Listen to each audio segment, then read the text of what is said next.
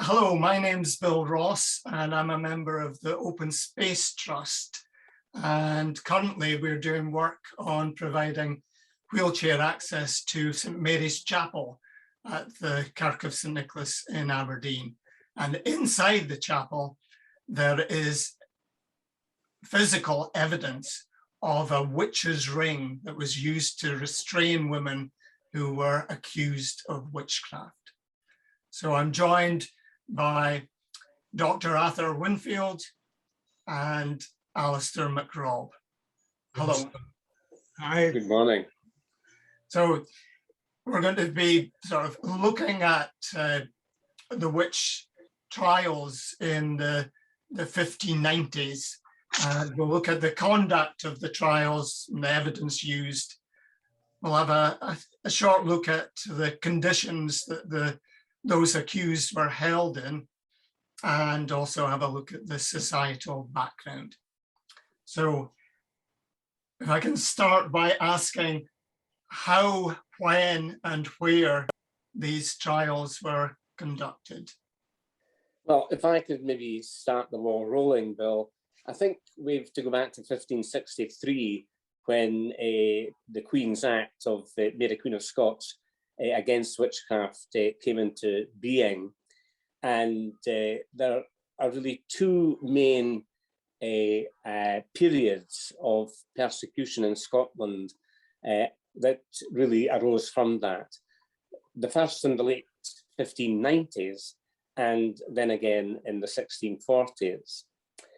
And the power behind the craze, if you want, in the late 16th century really was James VI. He had been in Denmark, and during his time there, he had been quite impressed by what he had heard being said about witches and witchcraft.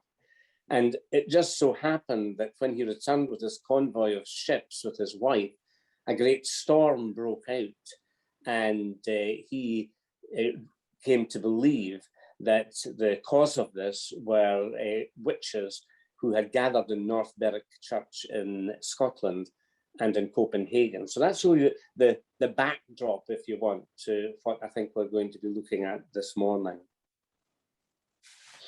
Yeah, I think that's right, yes. And I think we need to bear in mind the sort of historical context that this was 30 plus years after the Reformation. And so, if you like, a new religious order was being established in the country.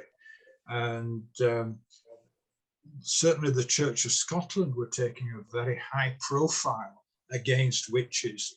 And so this would have been considerable political pressure on the king at that time. So he had obviously a personal interest in it for some reason, but he would have also had potentially a political interest as well because of that pressure coming on him.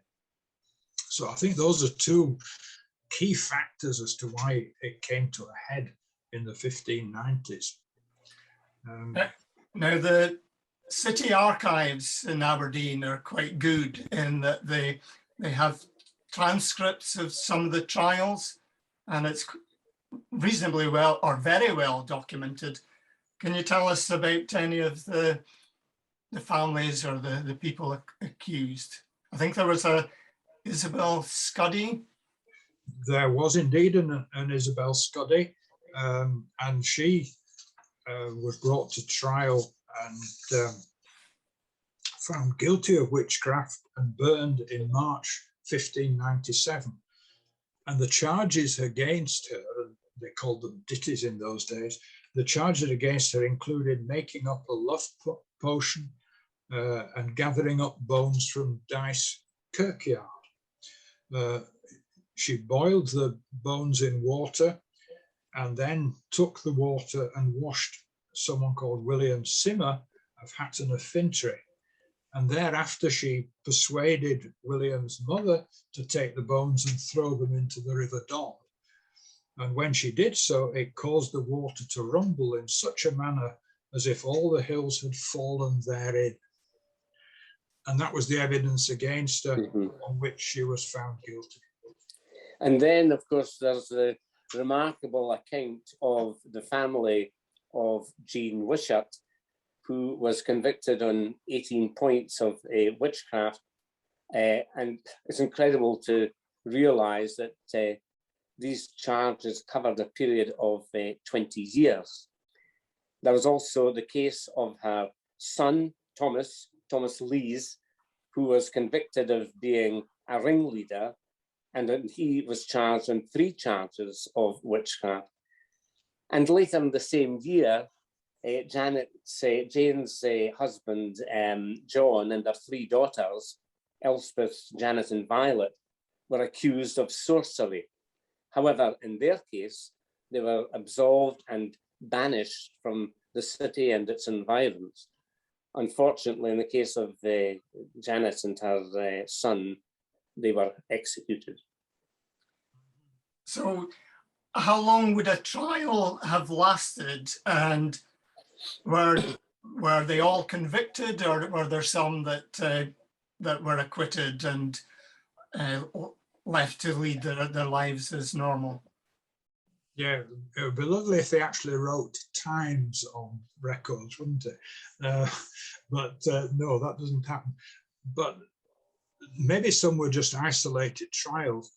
But there is one record of the 25th of April, 1597, and there were 7 trials held in the toll booth on that one day.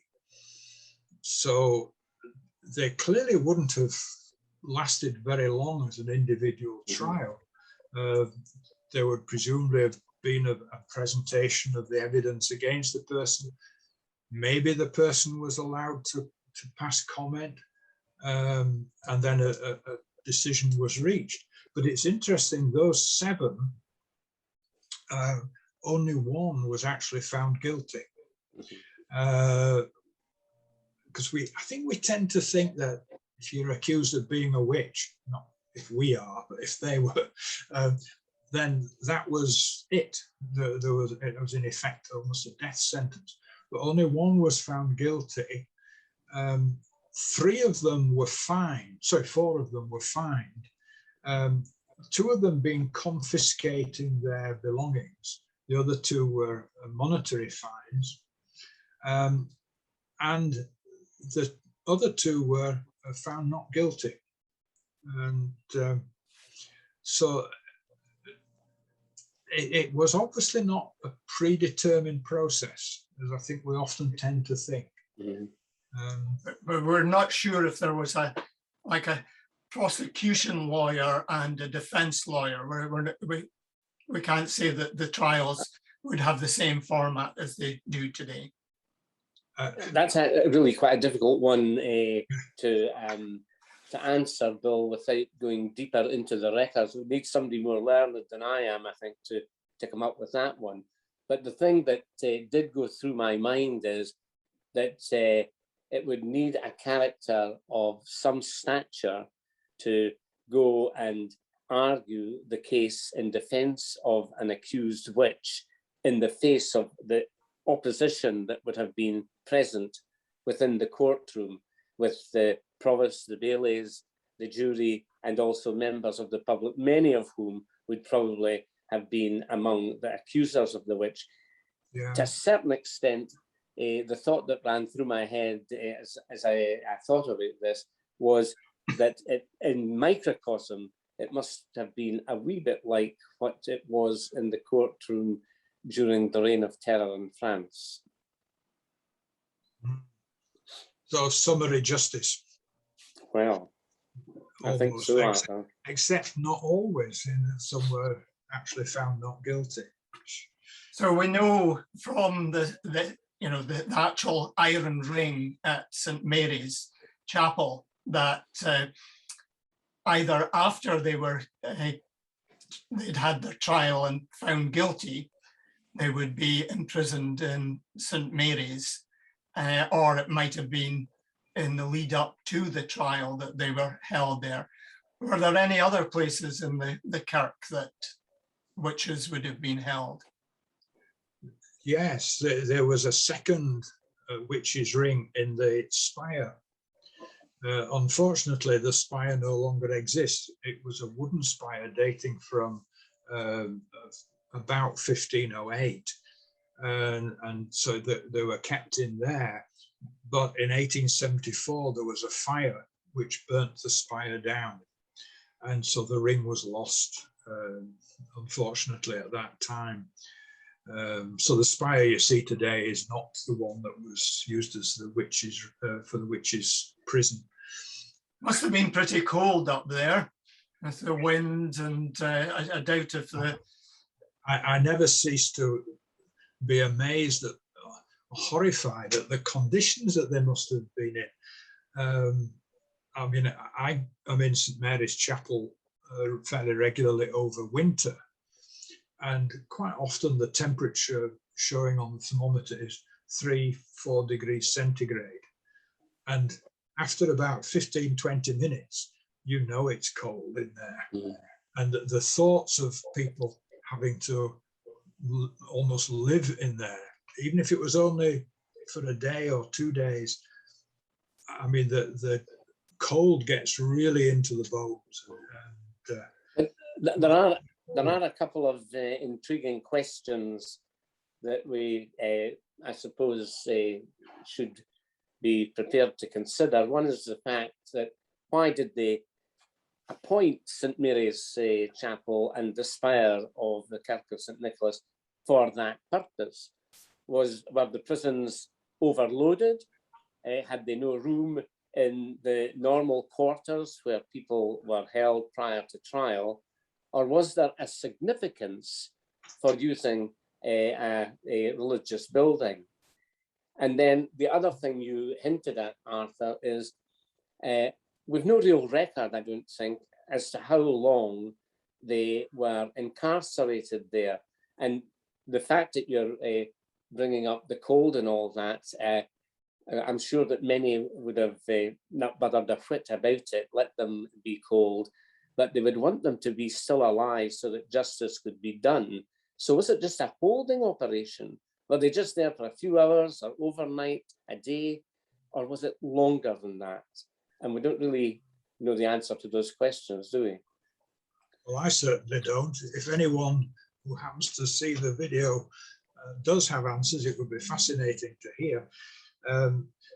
No, there's nothing direct about it. There's one bit in the city archives, though, which records instructions to the constabulary to move the crowds on from outside St Mary's Chapel because they were gathering, and that was encouraging the witches held within St Mary's Chapel to put on a display for them. No record as to what sort of display, but it implies that the word was there that there were witches inside, and the witches were there long enough to be the focus of attention from a crowd which gathered. But there's nothing about how long, there's nothing that I have seen which says how long they were there for. I mean, there may be something in the city records about that. I mean, the records of the trials are in minutest detail, and I have looked at some of them. But anyone who is watching will be aware that I'm not exactly an Aberdonian, and the records are written in medieval Scots, which is sort of a phonetic pronunciation. So I've got to try and imagine those letters in front of me pronounced in a broad Aberdeen accent and then try and translate it into English. And it's very hard work. So I have not read the whole 150 odd pages of it. But the bits I've dipped into, there is a very full record in the archive of each of the trials. So people who wish to follow this sort of thing up could certainly do so.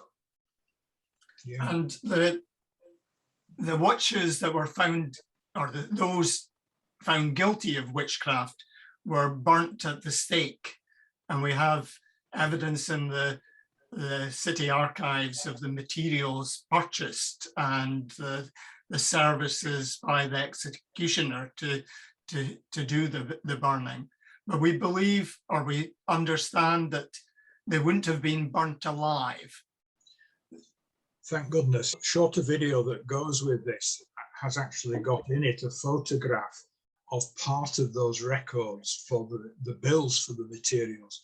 So each burning was separate, and there is the bill for the wood, the tallow, the tinder, the rope, ropes, the stake, you know, and the fee for the burning. But the understanding is that they were strangled prior to burning them, which I've got to say is a relief in a way. You know, they suffered enough injustice without having to be burnt as well. The mind just sort of boggles at it. Yeah. And Edinburgh University have done some studies on witchcraft in Scotland and published maps of where witches were executed and so on. And looking at some of their evidence, they have indicated on a map where they think the burning took place. Now, I'm not clear what their evidence for this is, but it seems to be roughly, if you know modern day Aberdeen, roughly where the technical college is, North East Scotland College. So just below the Gallowgate. And obviously from the name Gallowgate, that's where the city used to put the gallows up when they were hanging someone. So I suppose and it's a raised area, so it would probably have been a place associated with getting rid of convicts by hanging or by burning. Moving on from what Arthur has just said, that we should remind ourselves that these were public places of execution, and that there had been quite a gathering in each case to witness the burnings of the witches. Absolutely horrific to contemplate that, but that is the case. And the other thing is that while we began by speaking about how this really came about due to the Queen's Act implemented by her son James II, and then taken over by individual councils, I think the important thing for us to remember throughout all this is the part played by ordinary people, people who were the neighbours, the friends, the acquaintances, even the family of those who were accused.